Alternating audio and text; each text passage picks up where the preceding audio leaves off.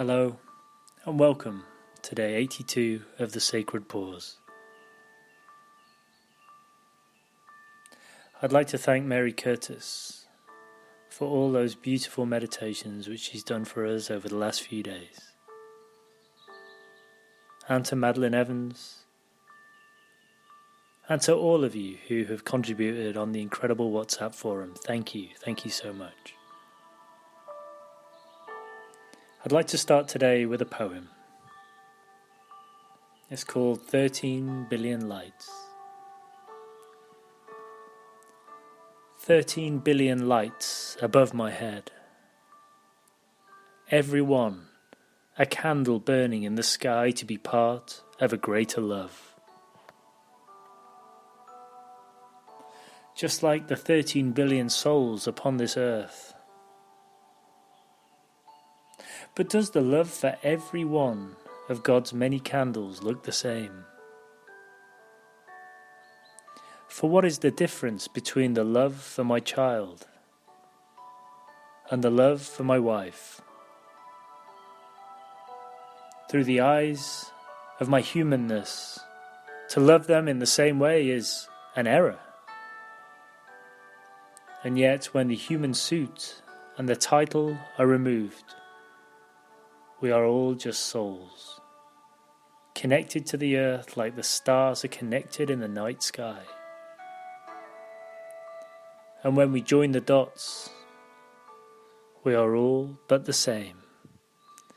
You are me, I am my wife. My wife is my child, and my child is you. And we are all one of 13 billion souls upon this earth, all learning to be part of a greater love. Thank you. Now today we're going unscripted again. I wanted to start off by talking a little bit about a conversation I had with my daughter. It went something like this. Daddy, I know you're my dad, but are you allowed to be my friend as well? Of course, I can be your friend. But if you're my dad, you're not really allowed to be my friend as well. Well, actually, I am your friend. And I am your dad. And I am whatever you want for me to be. So the reason I wanted to talk about this was because we arrive on this earth wearing our human eyes and a human suit. And yet, when we really take these titles and these suits away, we're all just souls. And yes, I have a duty or a role in this life to be the father to my beautiful, beautiful daughter. But, I truly believe that my role here is not to be her dad. Yes, it's to guide her for the first 18 years of her life. But I have so much more to offer her than just as a father. And I don't want her to feel like this blocks the possibility of being more to her than just that kind of parental figure.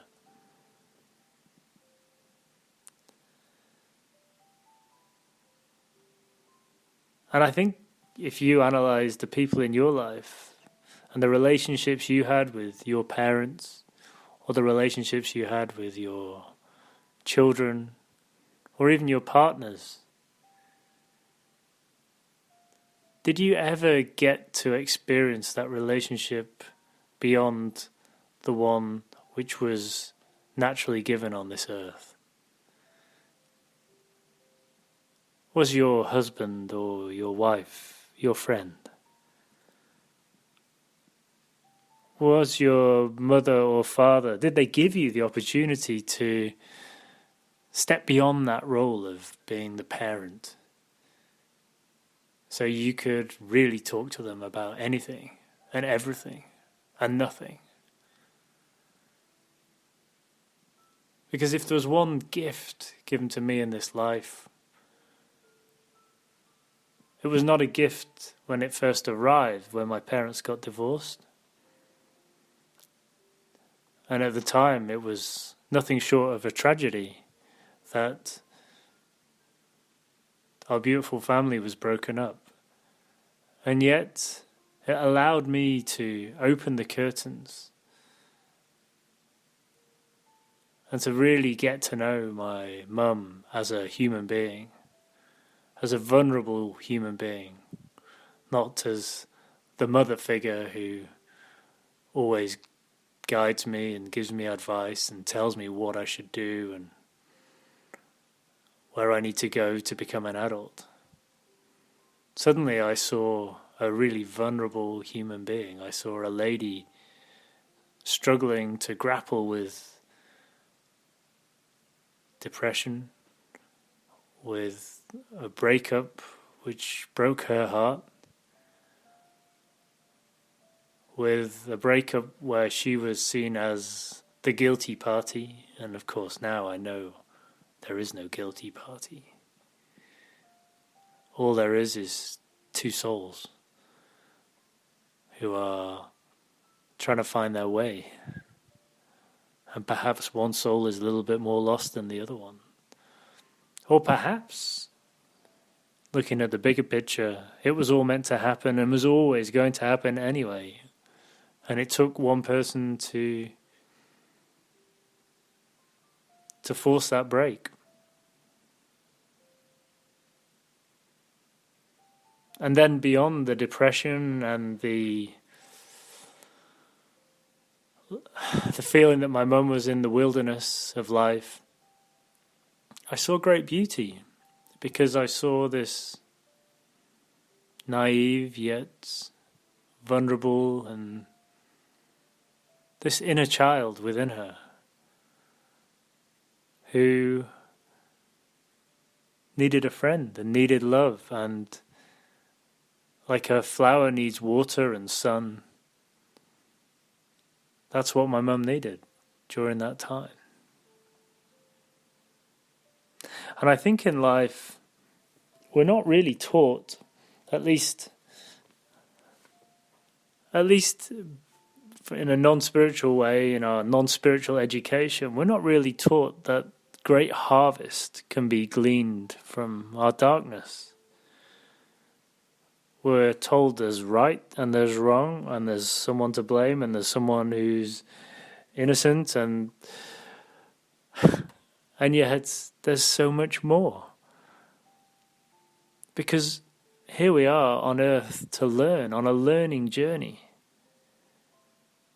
No one is perfect, or everyone is perfect, or perfection is actually making mistakes, living with courage. Because I think as human beings we have this comfort addiction, this need within us to stay in that safe place, to not go where the darkness is. When we wake up in those mornings and we feel uncomfortable and we feel like there's something out of balance, I'm just not feeling right today. And then we say, well, hold on, what can it be? And we do that little scan in our mind or in our body, and we say, oh, well, it must be this or it must be that. But really, do we need to do that? Because it's perfectly normal to feel uncomfortable and strange and unbalanced in the morning, to feel vulnerable, to feel like we're not fully there. And instead of going for that comfort addiction to go to a place of, well, I need to feel right, and why don't we do the opposite? And we go into that uncomfortableness, go into that feeling. And instead of analyzing it with our serpent energy, with our lower chakras, and finding a human fundamental reason for this. Why don't we just embrace it and go, yes, there it is. Hello, uncomfortable feeling. I accept you. It's okay to be uncomfortable. Because within that darkness or within that uncomfort, there is great treasure. There is great beauty. And beyond our title of mother, daughter, son, father, cousin, brother, sister, beyond that is a human soul, is a soul of this earth who just wants to be loved and just wants to love other people.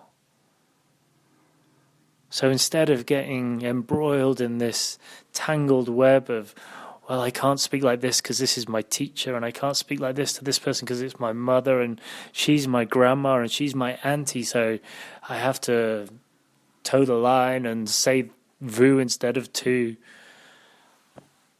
The more time I spend on this earth, I think we're just souls.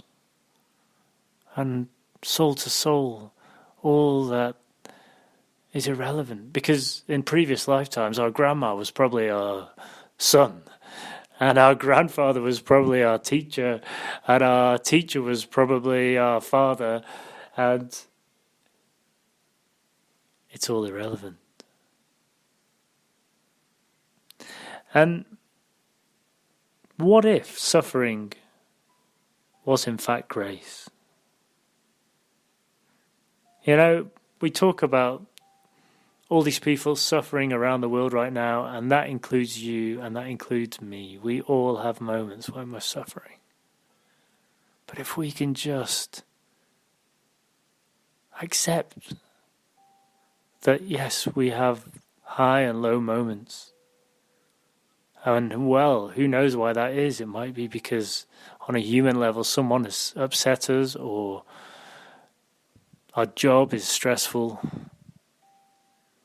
or something far bigger like Venus is in retrograde.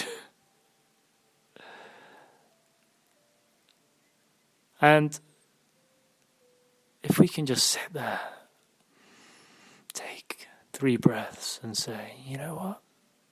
It's okay. It's okay. It's okay to suffer. Because in the great scheme of things, from that eagle perspective, we didn't come to this earth with anything to do except to be ourselves. In fact, we have nothing to do at all. It's all an illusion. And we're here to learn to be, not to talk, not to ask questions, not to stress, not to hurt people. Just to be and to love.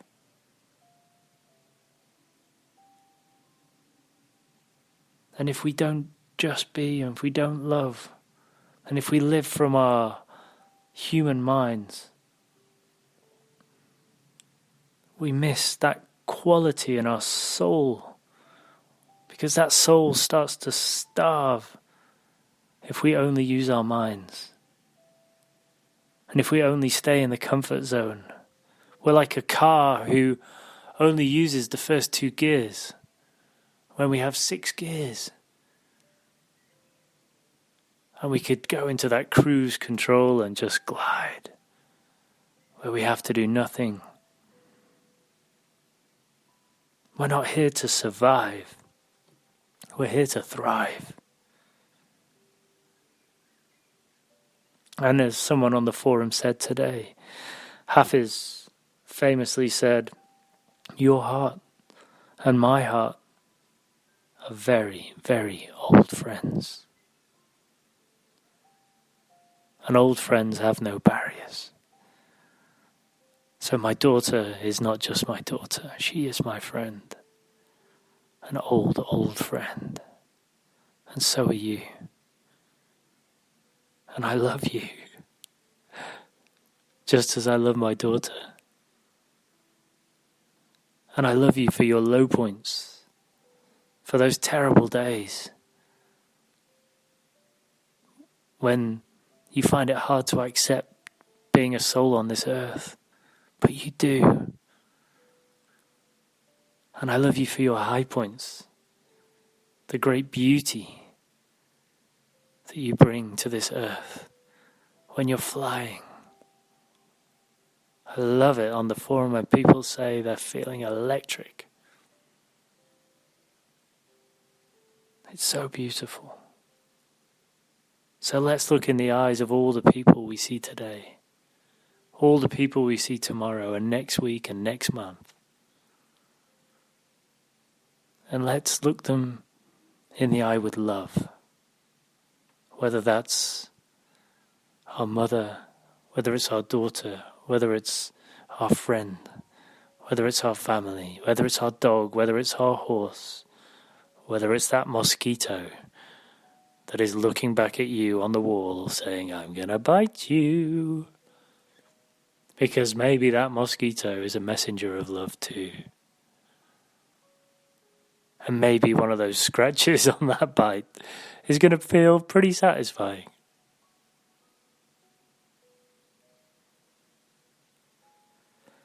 So thank you for listening.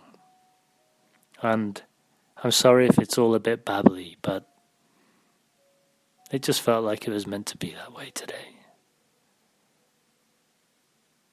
So just be yourself. And that's just fine.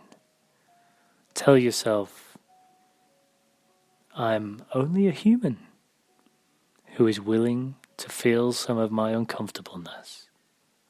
But from that darkness, there grows great beauty. Tonight, Mary Curtis will be doing the meditation. Please could you add Sven Arne Hansen into the healing pot as he enters the final few days of his life. He's in Norway. And please add all the names that I send round later this evening from all the people on the forum who want to send love and healing. And when you do the meditation with Mary, please open sacred space and first send healing to all those people, all those beautiful souls. And please also send great healing to the continent of Africa today. And to all those people who live in serpent, who can only live from the mind and not the heart. They need your love. And to all the wasps and bees out there, they need our love too. I don't think wasps get enough love.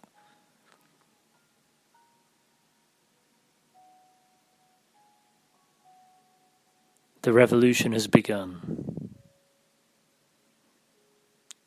Let's evolve with honor and grace. Yours, in peace and love, Peter.